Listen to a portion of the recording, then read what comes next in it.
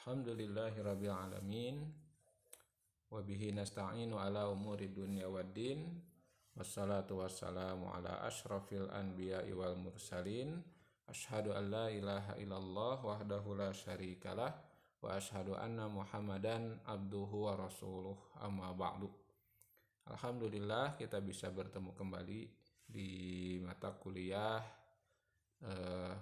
Pancasila dan Kewarganegaraan. Insya Allah di pertemuan kali ini kita akan membahas tentang sejarah perjuangan bangsa Indonesia, yang mana perjuangan bangsa Indonesia dalam melawan penjajah itu secara umum terbagi kepada dua, itu ya kalau tidak salah, yaitu zaman penjajahan Barat dan zaman kebangkitan nasional. Nah, di dua zaman ini, di dua era ini, era penjajahan Barat yang disebut dengan kolonialisme dan disebut dengan imperialisme dan kolonialisme, perjuangan ini lebih banyak dipimpin oleh para raja, karena saat itu kerajaan-kerajaan di Indonesia, kerajaan Islam masih banyak berdiri. Sedangkan di zaman kebangkitan nasional, karena kerajaan-kerajaan, kesultanan-kesultanan sudah tidak ada, maka corak perlawanannya pun menjadi berbeda. Insya Allah di hari ini kita akan membahas tentang corak-corak dan bagaimana perjuangan bangsa Indonesia untuk melawan penjajah Belanda dan juga nanti mungkin penjajahan Jepang. Tapi di sini akan lebih banyak difokuskan ke melawan penjajahan Barat, dalam hal ini Belanda, dan juga di masa kebangkitan nasional di awal abad ke-20. Baik, yang pertama, ini kita lewat saja dulu.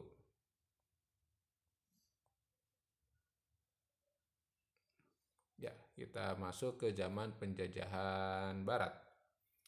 Nah, zaman penjajahan Barat itu yang pertama di masa imperialisme kuno. Nah, disebut kuno dalam arti karena dia terjadi di masa yang lebih awal, itu disebutnya kuno.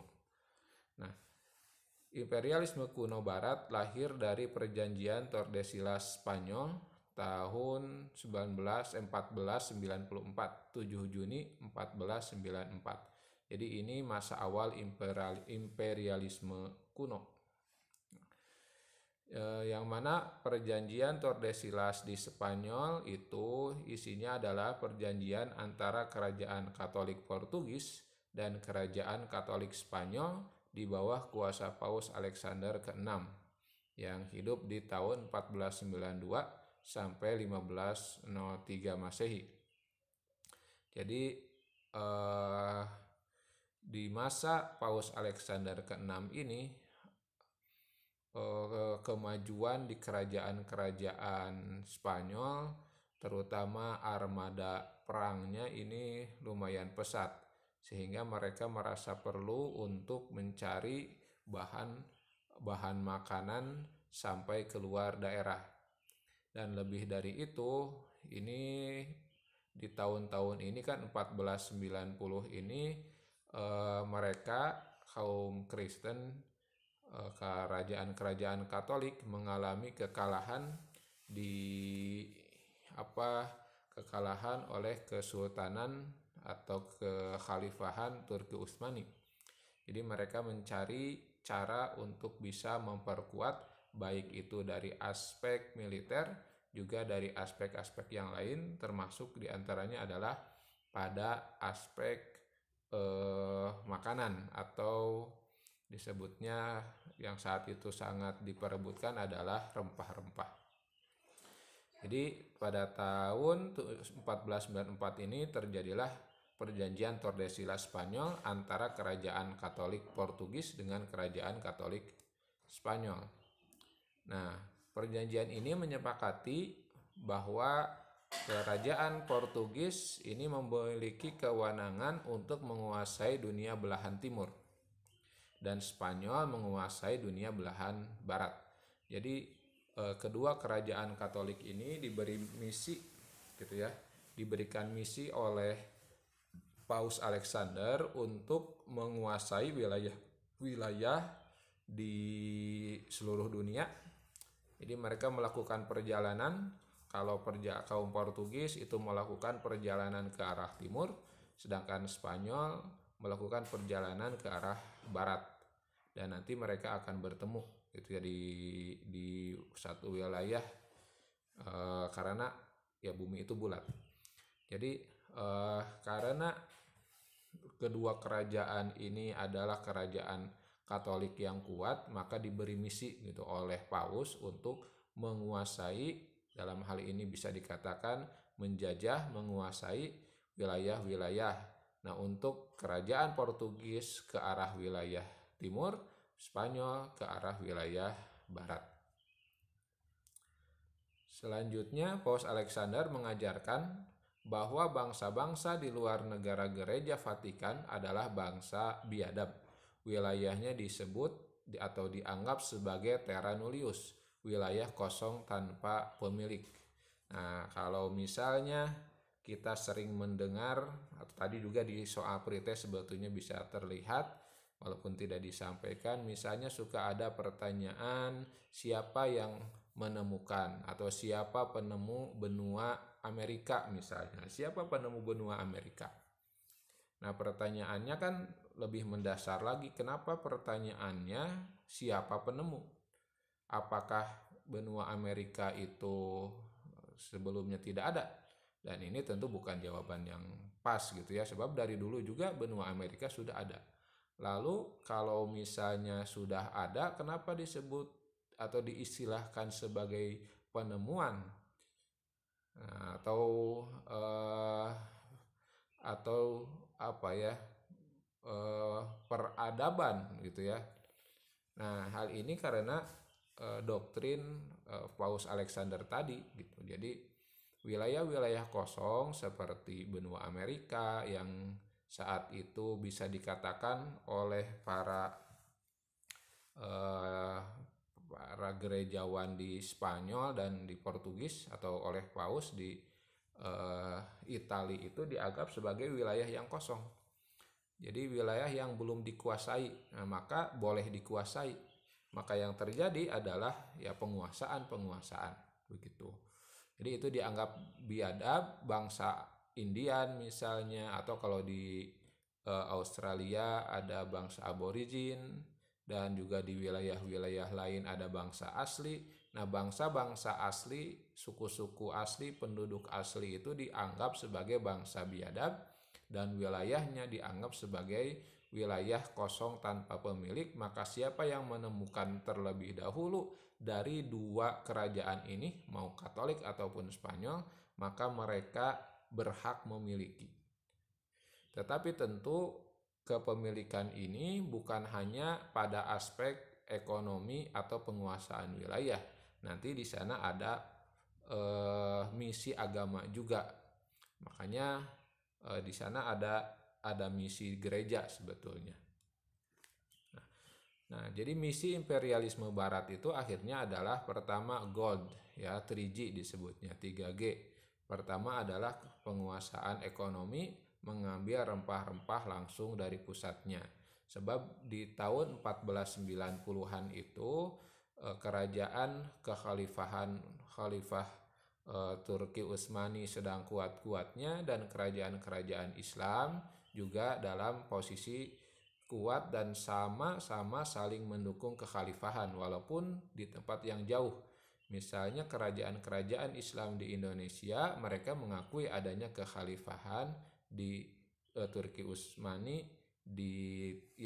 Turki Utsmani mereka mengakui gitu, dan terjadi hubungan yang baik. Maka wilayah yang di luar itu maka dianggap wilayah yang kosong, harus dikuasai dengan segera dan harus dikristenkan begitu dan dikuasai.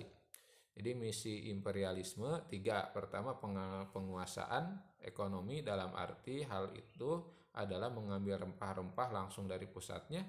Kemudian penguasaan politik yaitu menghancurkan kekuasaan negara-negara Islam, dan G yang ketiga yaitu gospel atau agama, yaitu menyebarkan agama Kristen. Selanjutnya upaya mereka berhasil ya. Pada tahun 1511 ya, jadi dari 1494 tadi perintah itu diluncurkan atau perjanjian itu dijalankan, maka kurang dari 10 tahun ya, lebih dari 10 tahun sedikit, belasan tahun, maka sudah sampai ke wilayah Asia Tenggara. Malaka dikuasai oleh Portugis. Kemudian di tahun 1521 Filipina Selatan dikuasai Spanyol dan merangsek mendekati Ternate dan Tidore. Malaka itu kan di sana ada kerajaan-kerajaan Melayu, kemudian kerajaan Samudra Pasai, kemudian kerajaan Aceh, semuanya ada di wilayah Malaka, Selat Malaka. Kemudian Filipina Selatan sama, di sana juga ada kekuasaan raja-raja Islam atau sultan-sultan Islam. Jadi Filipina Selatan itu kan masih Melayu begitu, dan banyak yang muslimnya. Nah, artinya Asia Tenggara inilah yang tadi saya sebutkan wilayah pertemuan antara Portugis dan Spanyol. Portugis berangkat ke arah timur, Spanyol berangkat ke arah barat. Mereka bertemu di wilayah kita, di wilayah Indonesia, karena wilayah Indonesia atau Nusantara dahulu ini adalah jalur perdagangan yang sangat ramai gitu ya. Yang dari India pasti lewat ke kepulauan, ke Selat Malaka, yang akan ke Cina, yang dari Cina mau ke India dan lain-lain juga melewati jalur ini. Maka penguasaan Selat Malaka dan sekitarnya, termasuk kerajaan-kerajaan Islam, Ternate Tidore ya di Sulawesi dan lain-lain, di Maluku itu ya, di Maluku Utara, Ternate dan Tidore, maka ini merupakan satu hal yang penting, sebab selain jalur perdagangannya dikuasai, maka di wilayah Nusantara ini yang sangat subur ini ditanam rempah-rempah yang merupakan komoditas yang sangat mahal saat itu.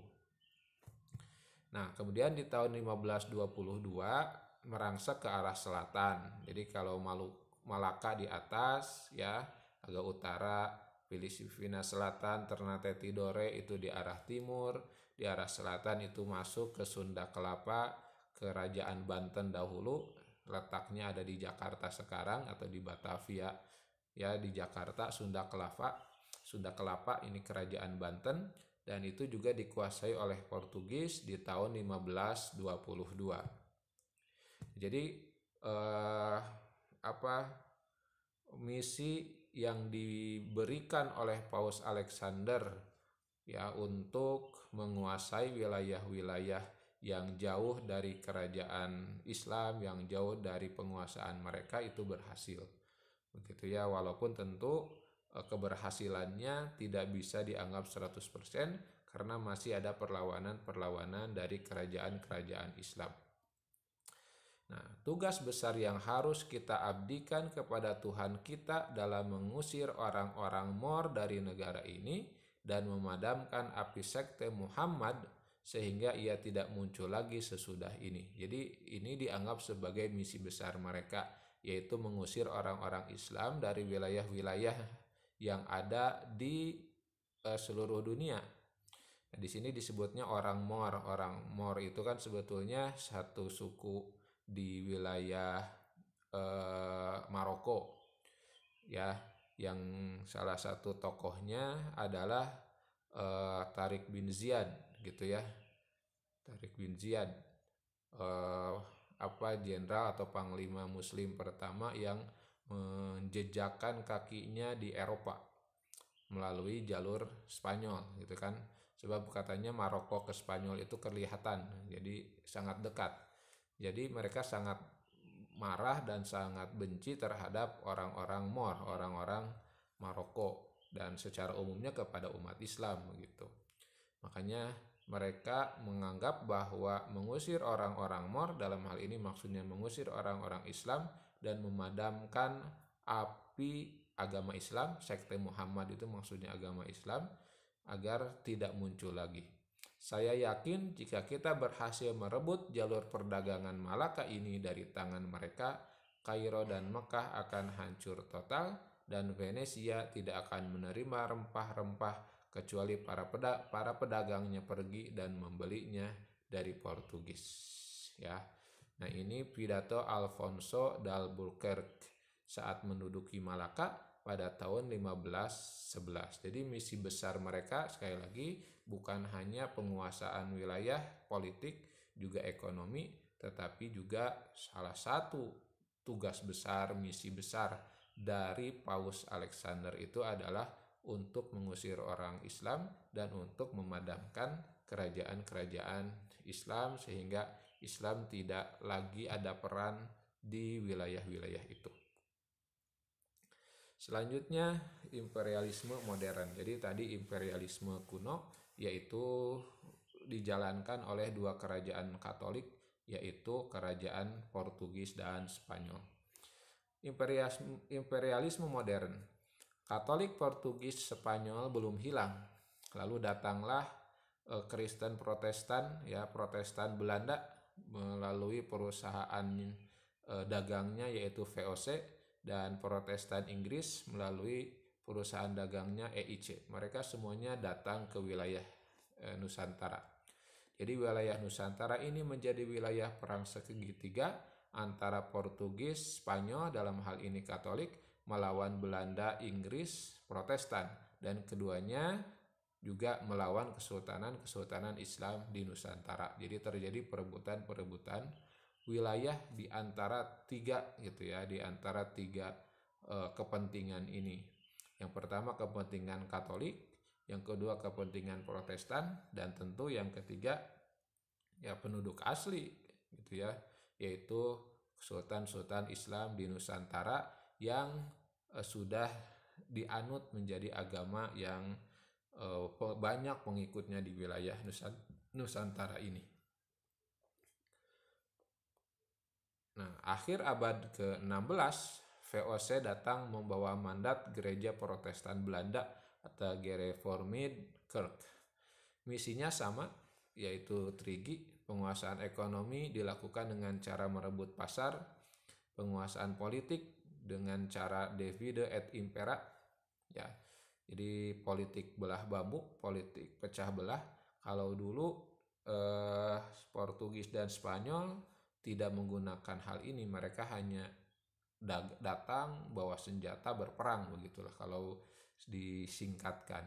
Nah, kalau Belanda dan Inggris ini politik yang digunakan adalah divide et impera, diadu domba antara kerajaan-kerajaan Islam, antara raja dengan anaknya misalnya, atau antara saudara raja dengan saudaranya, sultan dengan anak buahnya, itu semua diadu domba sehingga kekuatan militer dan politik kerajaan-kerajaan Islam itu menjadi lemah. Sedangkan penyebaran agama dilakukan dengan cara yang pertama interaksi, ya interaksi. Yang kedua membentuk organisasi zending. Organisasi zending itu organisasi misi gitu ya, organisasi misi untuk menyebarkan Kristen Protestan. Lalu menyelenggarakan sekolah, rumah sakit, klinik, rumah yatim piatu, dan lembaga-lembaga sosial lainnya. Ini tidak terlepas dari misi agama. Makanya sampai sekarang kita bisa menemukan berbagai rumah sakit yang bisa dikatakan dibangun untuk misi ini. Ya, mungkin kalau sekarang sebetulnya tidak kentara atau bisa jadi sudah tidak terlihat gitu ya, atau tidak ada sama sekali. Tapi kalau dulu gereja, sekolah-sekolah, rumah sakit, rumah yatim, dan lembaga sosial lainnya dibangun untuk kepentingan ini. Ya, dibangun untuk kepentingan ini. Di Bandung saja kita tahu lah gitu ya, ada beberapa rumah sakit yang eh, rumah sakit Kristen lah begitu. Ada rumah sakit Boromius, rumah sakit Advent dan lain-lain. Nah, ini sisa-sisa atau peninggalan-peninggalan dari penjajah Belanda. Selanjutnya membangun desa Kristen untuk melokalisir. Jadi caranya orang-orang yang mau masuk Kristen dikumpulkan di satu tempat. Lalu cara yang kelima adalah memisahkan Islam dari budaya lokal. Ini tidak lepas dari peran Snoek Hurgronje, salah satu orang Belanda yang belajar ke Mekah dengan niat khusus untuk mempelajari karakter umat Islam, sumber kekuatannya apa, sehingga bisa dicari gitu ya, dicari cara menghancurkannya seperti apa. Dan salah satu tesis atau salah satu kesimpulan dari penelitian Snoek Hurgronje itu adalah untuk menghancurkan Islam dari dalam, maka harus dijauhkan, dipisahkan Islam dari budaya lokal. Begitu. Selanjutnya kita bisa membuat sedikit catatan bahwa imperialisme ini didorong oleh semangat agama. Ya, imperialisme selalu menindas penduduk asli. Mereka masuk Amerika, bangsa Indian termusnahkan, bahkan sekarang jumlahnya tinggal beberapa saja gitu ya. Kemudian masuk Afrika, bangsa Negro Afrika direndahkan dan dijadikan budak belian, kemudian disebarkan ke seluruh dunia, dibawa ke Eropa untuk ya diperbudak. Kemudian mereka masuk ke Australia misalnya, ke bangsa aborigin, maka musnah akibat penindasan dan pembodohan. Nah, lalu karena imperialisme sifatnya seperti ini, maka perlawanan terhadap para penjajah pun sering gitu ya, bahkan sampai sekarang bisa terlihat didorong oleh semangat agama pula. Misalnya di masa kebangkitan nasional, Kiai Haji Hashim Asy'ari menegaskan resolusi jihad misalnya, karena ini adalah warisan dari para ulama dan para raja yang dahulu memimpin umat begitu. Nah, baik, kita lihat sekarang perlawanannya seperti apa. Kalau barusan kan dilihat dari sisi penjajahnya, itu ya, penjajahnya. Lalu perlawanan rakyatnya seperti apa? Nah, perlawanan rakyat Nusantara terhadap para penjajah karena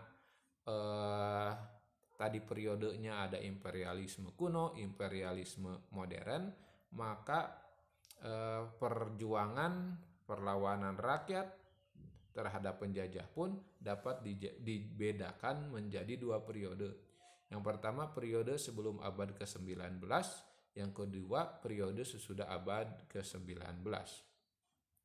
Sebelum abad ke-19, perlawanan rakyat itu dipimpin dan digerakkan sepenuhnya oleh para penguasa kerajaan-kerajaan Islam.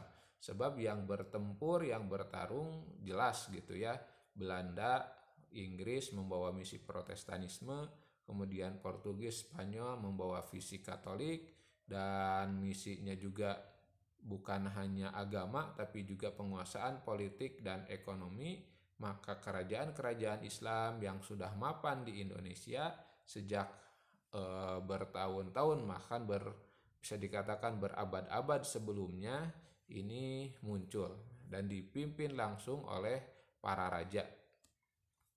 Nah, dalam hal ini para ulama berperan sebagai penasihat raja dan penyambung lidah rakyat. Ya, misalnya di Kerajaan Banten, ulama yang menjadi penasehatnya yaitu Syarif Hidayatullah gitu, atau Fatahillah, atau disebut juga Sunan Sunan Gunung Jati begitu ya. Nah, ini kan salah satu di antara terbaginya peran-peran ya. Jadi kalau para raja itu pemimpin secara langsung, para ulama penasehat dan penyambung lidah rakyat. Nah, dalam periode ini banyak perang saudara terjadi akibat politik divide et impera yang dilakukan oleh VOC. Ya, misalnya ya banyaknya Anda bisa membaca di buku-buku sejarah bagaimana kerajaan-kerajaan Islam itu runtuh karena diadu domba oleh Belanda. Misalnya di Banten gitu ya, di Banten antara Raja Banten atau Sultan Banten ya, Sultan Banten ini diadu domba dengan anaknya sendiri. Nah, ini kan salah satu cara ya. Jadi Belanda mendukung dan menyokong salah satunya, yaitu ya si anak, untuk melawan ayahnya yang saat itu sedang berusaha untuk merebut kembali Sunda Kelapa dari penjajah. Tetapi si anaknya ini diganggu gitu ya, kemudian diberikan motivasi-motivasi untuk melawan Sultan, sehingga akhirnya perjuangan atau kerajaan Islam itu menjadi lemah dan akhirnya dibubarkan gitu. Nah, di antara tokoh-tokoh perlawanan di periode awal ini kita mengenal misalnya Raden Fatah dan Sunan Gunung Jati dari Demak. Jadi rajanya Raden Fatah ini kerajaan Islam pertama, kerajaan Demak. Rajanya Raden Fatah dan ulama penasehatnya Sunan Gunung Jati. Kemudian Sultan Khairun dan Babullah dari Ternate, mereka adalah sultan. Ya, sultan dari Maluku Utara yang melawan begitu, dan mereka adalah sultan dari kerajaan Muslim. Kemudian Sultan Agung dari Mataram. Ya, selain itu Sultan Ageng Tirtayasa dari Banten yang tadi saya ceritakan diadu domba dengan anaknya Sultan Haji. Dan ini akhirnya melemahkan dan perjuangan untuk merebut Sunda Kelapa yang sudah hampir berhasil itu menjadi gagal karena adanya ketidakkompakan ya, perpecahan yang dipengaruhi oleh Belanda. Lalu ada Sultan Hasanuddin dari Makassar dan lain-lain. Lalu perlawanan sesudah abad ke-19, awal abad ke-19, tepatnya sejak 1 Januari 1800, pemerintah Belanda mewarisi seluruh wilayah yang berhasil ditundukkan oleh VOC. Jadi singkat cerita, Portugis kalah oleh Belanda, Spanyol terusir oleh Belanda, bahkan Inggris pun terusir oleh Belanda yang dulu pernah berkuasa di Indonesia hanya beberapa tahun. Nah, lalu karena ya kepanjangan tangan dari pemerintahan Belanda dan juga membawa misi gereja Protestan itu adalah VOC, perusahaan dagang. Karena ini perusahaan dagang ternyata banyak yang korup dan lain-lain sehingga bobrok. Nah, pada akhirnya karena kebobrokan ini VOC dibubarkan dan wilayah yang berhasil ditundukkan oleh VOC itu menjadi milik pemerintah Belanda. Jadi asalnya Indonesia itu milik swasta gitu ya, milik Belanda swasta yaitu VOC, perusahaan dagang. Maka karena punya banyak hutang ya, VOC itu banyak pelanggaran terhadap aturan negaranya, maka VOC dibubarkan oleh negaranya dan seluruh asetnya menjadi milik negara. Jadi yang asalnya privat ya, milik individu-individu, milik perusahaan, bukan milik negara, diakuisisi oleh Belanda. Nah, secara resmi maka Belanda membentuk pemerintahan provinsial jauh di Indonesia dengan sebutan Pemerintahan Hindia Belanda.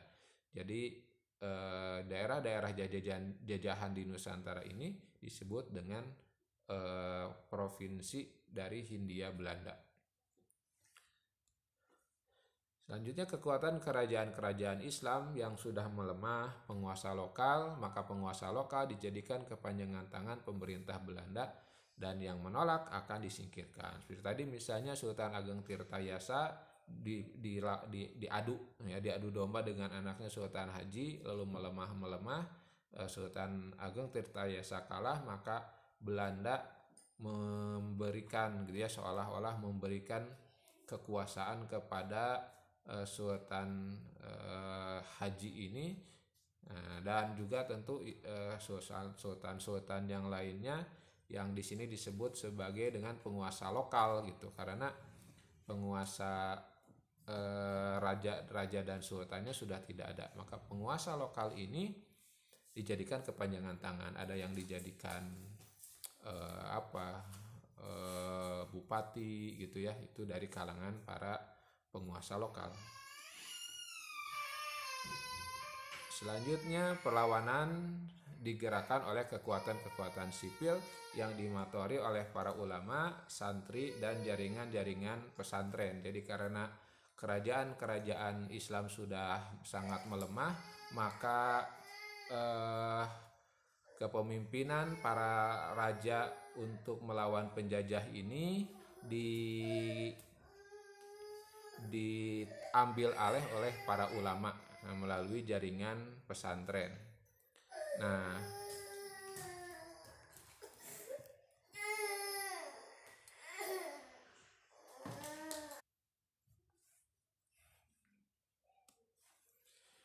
maka di antara berikut ini adalah di antara perlawanan-perlawanan yang dilakukan. Jadi sesudah posisi kerajaan-kerajaan Islam itu tidak ada, maka dipimpin oleh para ulama, para santri, dan jaringan-jaringan pesantren, maka terjadilah perlawanan itu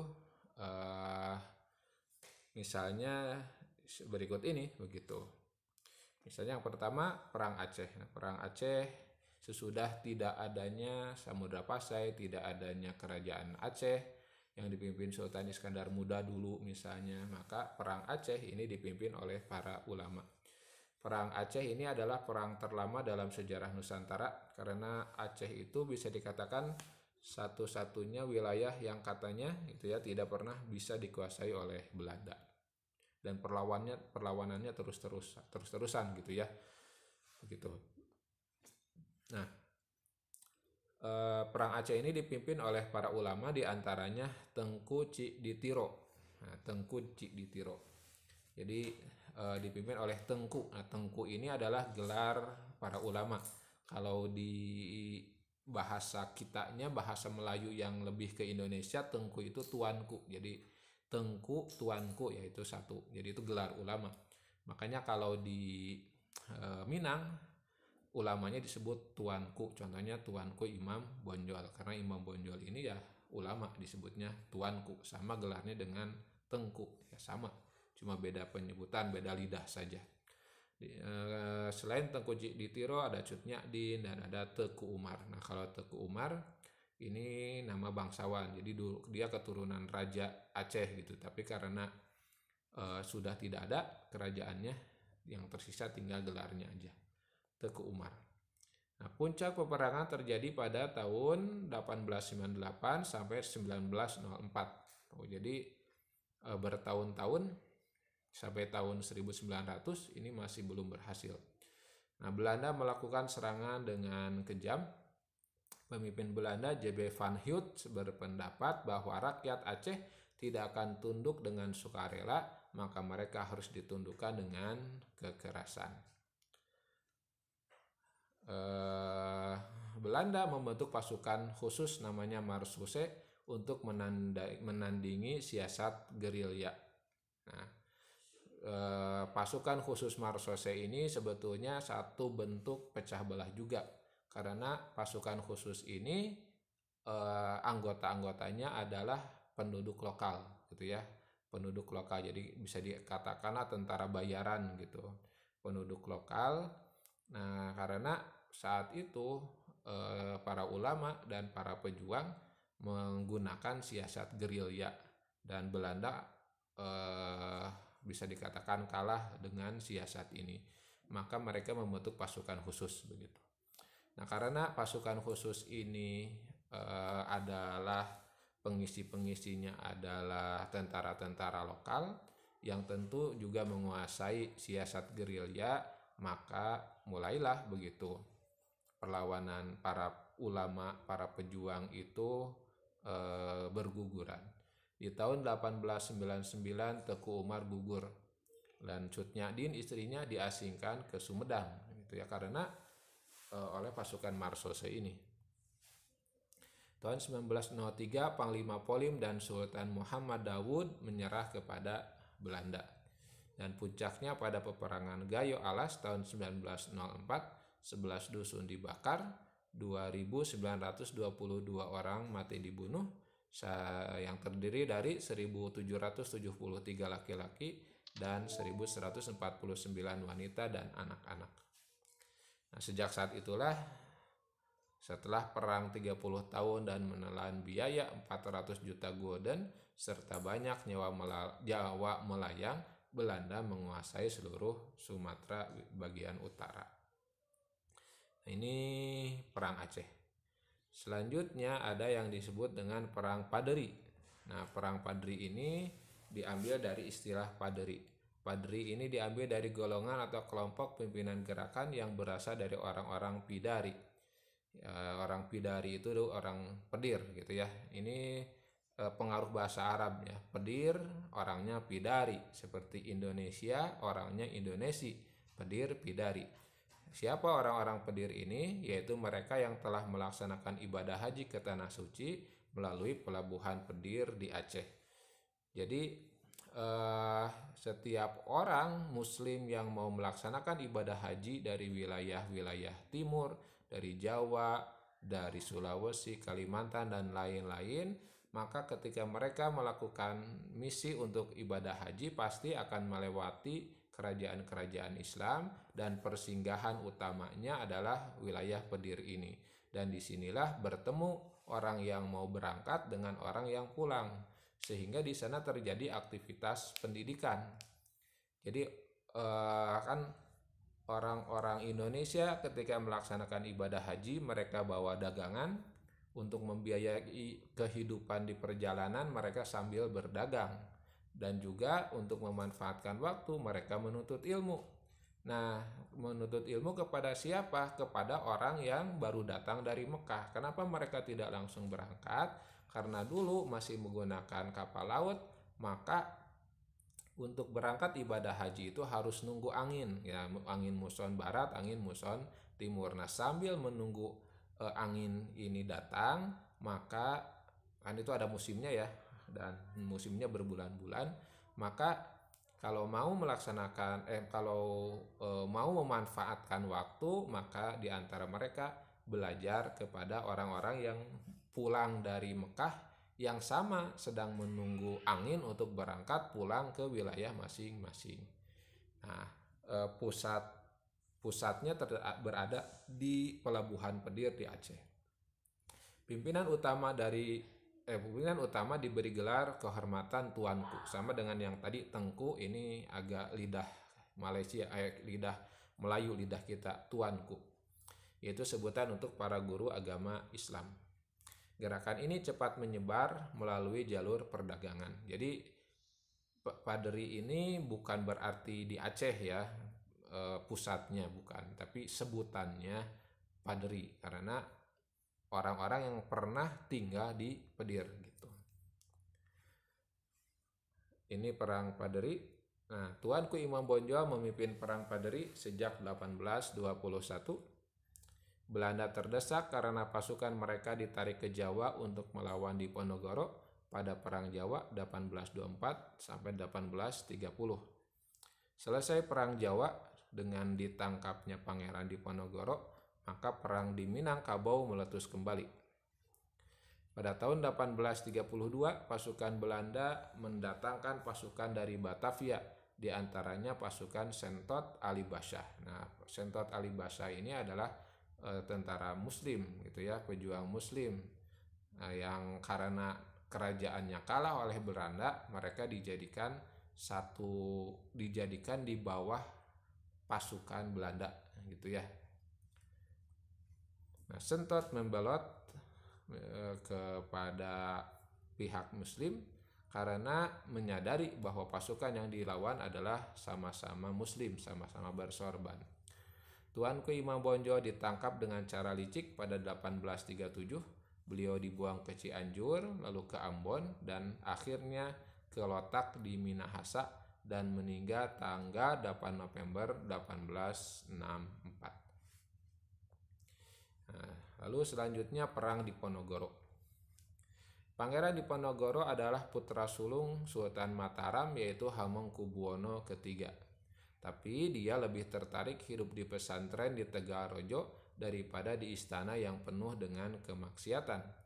Karena ya istananya sudah ditinggali oleh penjajah Belanda Ya, kalaupun ada Sultan Hamengkubuwono dan keluarganya dan pasukannya di sana, tapi tidak lebih, itu hanya kekuasaan boneka begitu. Maka Pangeran Diponegoro lebih betah tinggal di pesantren gitu.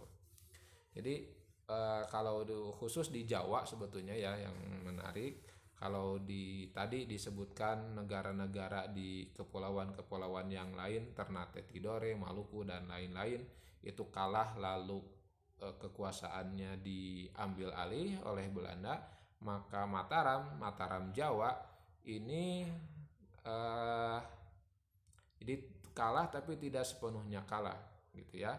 Sultan tetap ada, kerajaannya tetap ada bahkan sampai sekarang, tetapi eh, kekuatan realnya sebetulnya ada di tangan Belanda. Makanya Pangeran Diponegoro tidak betah.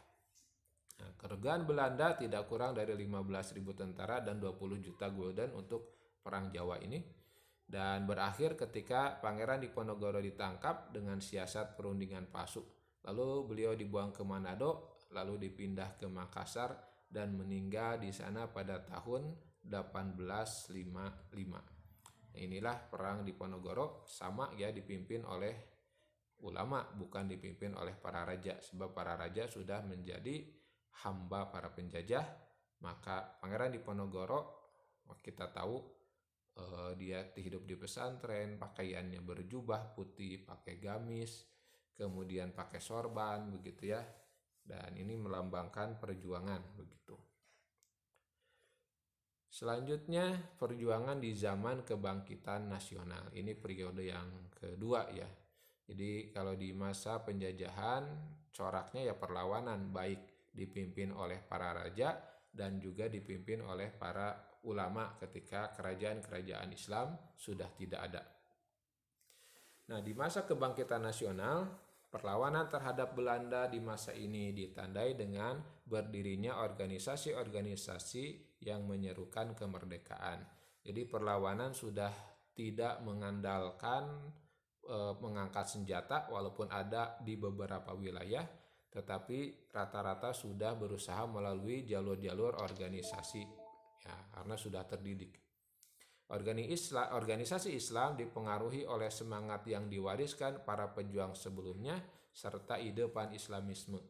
Jadi para pejuang organisasi Islam, organisasi nasional Islam seperti Syarikat Islam, kemudian lahir Muhammadiyah, kemudian lahir Persatuan Islam, kemudian lahir Nahdlatul Ulama, maka semuanya ini adalah warisan ya, mewarisi semangat juang para raja, para pejuang Islam di masa-masa sebelumnya. Nah, organisasi kebangsaan dipengaruhi dan dimotori oleh pendidikan Barat. Jadi tetap ada pengaruh dari Barat. Jadi kalau umat Islam ya organisasinya tidak semodern gitu ya yang di pendidikan Barat pada awalnya, walaupun semakin lama tentu semakin maju gitu ya, semakin maju. Nah, organisasi kebangsaan, nah kalau tadi kan ada organisasi Islam, jadi ada organisasi Islam, ada organisasi kebangsaan. Jadi organisasi kebangsaan itu seperti Perhimpunan Indonesia yang di pertemuan sebelumnya sudah kita bahas. Nah, ini dipengaruhi oleh pendidikan Barat. Jadi ada organisasi Islam, ada organisasi kebangsaan. Jadi dasarnya bangsa. Organisasi-organisasi tersebut berhasil menanamkan kesadaran kepada rakyat akan pentingnya kemerdekaan. Nah, berikut ini di antara organisasi-organisasi yang berpengaruh. Yang pertama, Syarikat Islam, bermula dari Syarikat Dagang Islam yang berdiri tahun 1905 di Surakarta. Pendirinya adalah Haji Samanhudi yang sampai sekarang keturunannya masih ada gitu ya. Ya salah satunya Al-Ghazali gitu ya, El Jalaluddin Rumi dan kawan-kawan, Abdul Jailani, itu adalah pelanjut Syarikat Islam, tapi bukan dari jalur keturunan Haji Samanhudi, tapi Cokro Aminoto gitu ya. Jadi Cokro Aminoto itu menurun, salah satu keturunannya adalah ya para artis yang tadi dari jalur ibunya. Nah, tujuannya untuk menggerakkan ekonomi rakyat dan membangkitkan kesadaran melawan hegemoni ekonomi asing. Pada tahun 1912, Sarekat Islam berganti nama menjadi Sarekat Islam dengan pimpinan Haji Umar Said Cokro Aminoto. Nah, ini yang saya ceritakan barusan. Jadi dari jalur ibunya, ya Al-Eldul itu adalah Cicit Cokro Aminoto.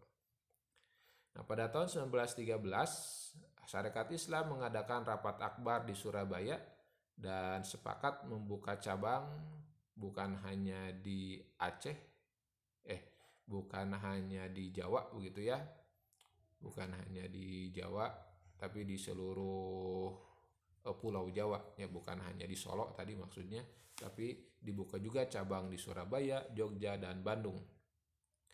Pada Kongres Nasional pertama 1916 di Bandung, jumlah anggota sudah mencapai 860.000 dari 80 cabang.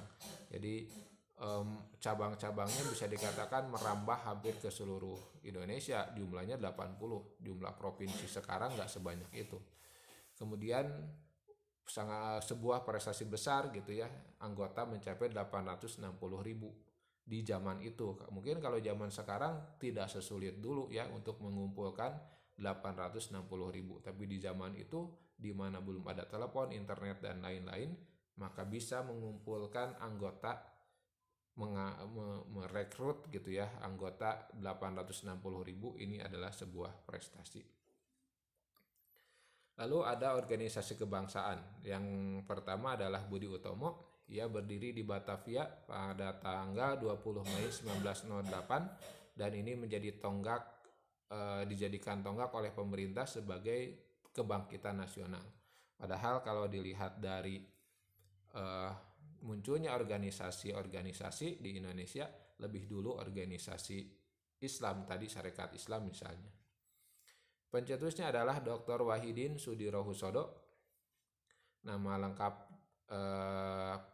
organisasi ini adalah Het Jong Javans Perbon Budi Utomo atau Ikatan Pemuda Jawa Budi Utomo. Organisasi ini bergerak di bidang pendidikan namun bersifat elitis karena anggotanya hanya keturunan priai dan mencerminkan kesukuan Jawa. Pada Kongres 1909, usulan Cipto Mangunkusumo agar organisasi ini menerima anggotanya tidak terbatas dari bangsawan Jawa, tetapi terbuka juga bagi semua anak Hindia mendapat penolakan dari anggotanya. Jadi Budi Utomo mau diperluas penerimaan anggotanya lebih luas, lebih cakupannya lebih banyak gitu ya. Ternyata ditolak oleh anggota-anggotanya karena merasa elit. Ya merasa ini organisasi saya. Jadi ini wadah saya, jadi tidak perlu mengambil dari pihak yang lain. Pada Kongres 1928, organisasi ini memutuskan untuk menolak pelaksanaan cita-cita persatuan Indonesia. Jadi sangat aneh begitu ya. Sangat aneh. Jadi di tahun 1928, di saat para pemuda berkumpul untuk untuk menyepakati gitu ya tentang bertanah air satu, berbangsa satu, berbahasa, menjunjung bahasa persatuan begitu ya. Maka Sumpah Pemuda itu kan tahun 1928 dan Budi Utomo ternyata menolak untuk hadir. Jadi tidak mau memperluas cakupan anggotanya menjadi orang-orang Jawa. Selanjutnya organisasi nasional yang lain yaitu Perhimpunan Indonesia, didirikan oleh mahasiswa di Indonesia di Belanda tahun 1908. Pendirinya adalah Sultan Kasayangan dan R.N. Noto Suroto. Awalnya bernama Indische Vereniging dan berubah menjadi Indonesische Vereniging tahun 1922. Jadi awalnya namanya adalah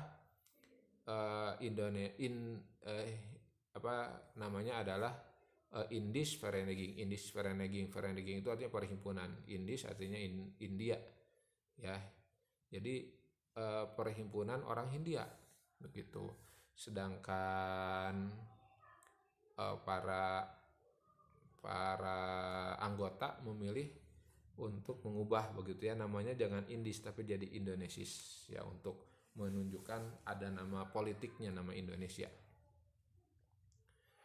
Dan berubah lagi pada tahun 1925 menjadi Perhimpunan Indonesia untuk menghilangkan unsur kolonial. Jadi karena Indonesisch Vereniging itu bahasa Belanda ya, jadi untuk menghilangkan unsur-unsur Belandanya maka namanya diterjemahkan menjadi Indonesia, diganti namanya jadi nama Indonesia begitu. Perhimpunan Indonesia ini menerbitkan majalah Hindia Putra, dan seiring perubahan nama organisasi, nama majalah berubah menjadi Indonesia Merdeka. Asalnya Hindia Putra, ya putra Hindia, ya, jadi putra orang Hindia gitu ya. Maka diubah menjadi Indonesia Merdeka untuk ada misinya di organisasi ini atau di majalah ini. Selain menerbitkan majalah, mereka tampil dalam konferensi internasional secara radikal sehingga para penumpangnya ditangkap dan laju organisasi terhenti. Jadi karena ada penangkapan terhadap pemimpin-pemimpinnya, maka organisasi ini berhenti. Sesudah itu banyak tokohnya yang pulang dan bergabung dengan organisasi-organisasi di Indonesia. Jadi karena di Belanda sangat radikal gitu ya, mereka ditangkap, kemudian dipenjarakan ya oleh pemerintah Belanda, sehingga organisasi ini bubar dengan sendirinya. Nah, sesudah pulang ke Indonesia, mereka bergabung dengan organisasi-organisasi yang sudah ada. Ada yang ke PNI gitu ya, ada yang ke komunis, ada yang ke Islam, ada juga. Selanjutnya organisasi keempat, organisasi Muhammadiyah, ini organisasi Islam, berdiri pada tahun 1912 oleh Kiai Haji Ahmad Dahlan. Motif berdirinya karena prihatin terhadap kondisi masyarakat yang masih terbelakang dan gencarnya kristenisasi di Jawa. Kiai Haji Ahmad Dahlan sempat masuk Budi Utomo pada 1909 untuk mengajarkan Islam, namun tidak lama keluar lagi dan memajukan organisasi sendiri yaitu Muhammadiyah. Muhammadiyah bergerak di bidang pendidikan, pelayanan sosial, dan tabligh. Nah, masih banyak organisasi-organisasi lain yang berdiri sebagai bentuk kesadaran rakyat terhadap kemerdekaan. Di samping itu, perlawanan senjata terus berlangsung meski tak banyak terdengar. Jadi di wilayah-wilayah tertentu yang masih ada perjuangan yang dilakukan oleh para pejuang. Nah, saya kira itu saja mungkin pertemuan kali ini. Mudah-mudahan ada manfaatnya. Aku qouli hadza wa astaghfirullah li wa lakum. Wassalamualaikum warahmatullahi wabarakatuh.